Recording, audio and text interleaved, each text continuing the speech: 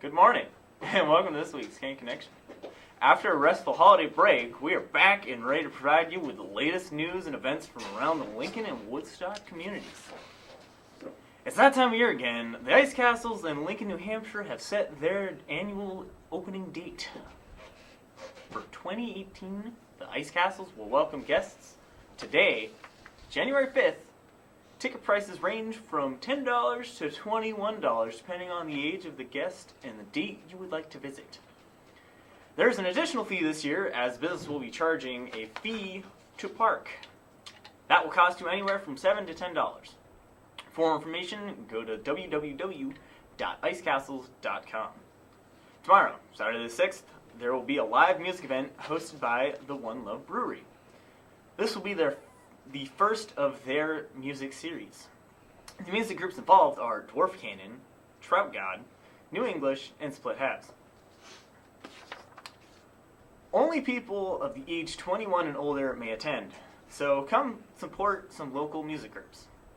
Four Walls for All, the Lin-Wood YLTA program, is raising awareness for homeless by spending a night in a cardboard box. The money raised will go to the Bridge House in Plymouth, which provides much-needed services for veterans and those that are homeless. Four Walls for All will be held at Lin-Wood Public School on January 12th.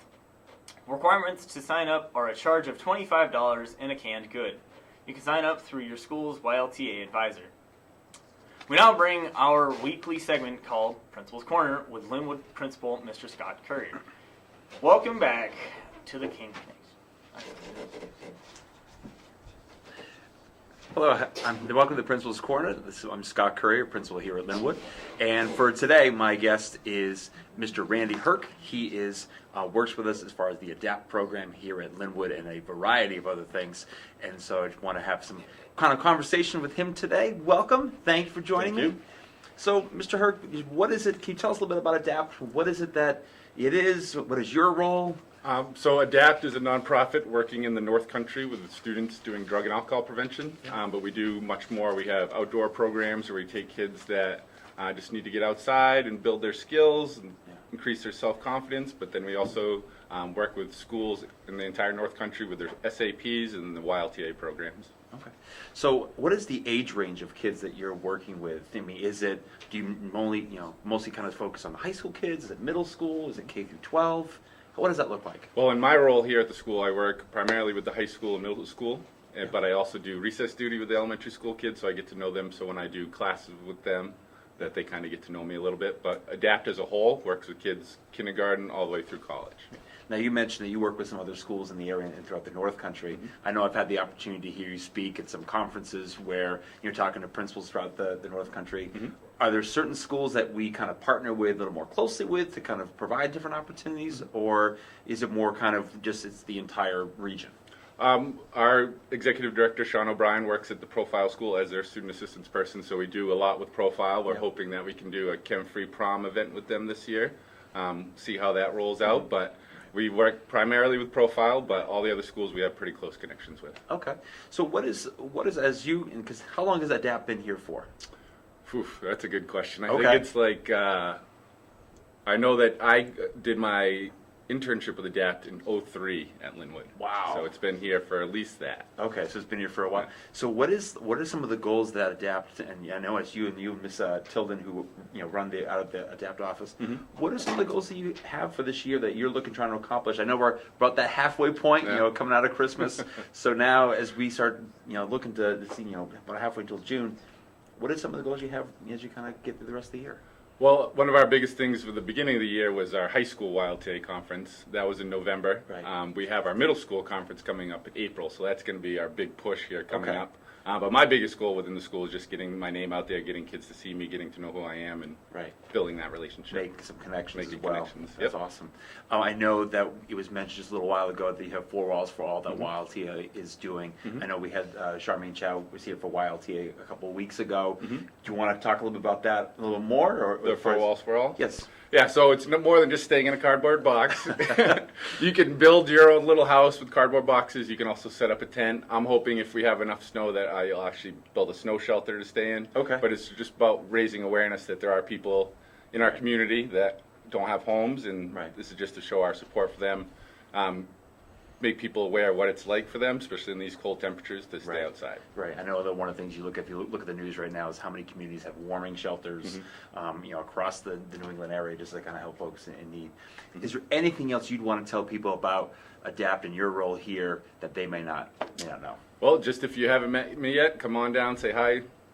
I'm pretty noticeable walking through the hallways, so Right. That'd be great. Hmm. Thank you once again for Thank you. for joining me. thank you. Thank you for joining us at the Principal's Corner, and now back to Sarah. Thank you, Mr. Currier and Randy. On January 12th, there will be several performances held by interregional skating icons. Brian Lemon, a New England's regional bronze medalist and national competitor, 6-year-old Charlotte Clancy,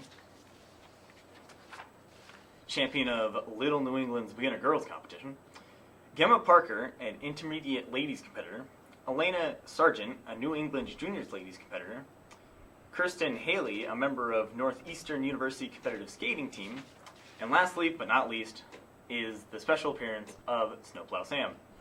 This event will be held on the River Rock Resort on Loon Mountain at 72 South Mountain Drive, Lincoln, New Hampshire at 7 o'clock p.m. Lin-Wood sports teams are back on the court this evening.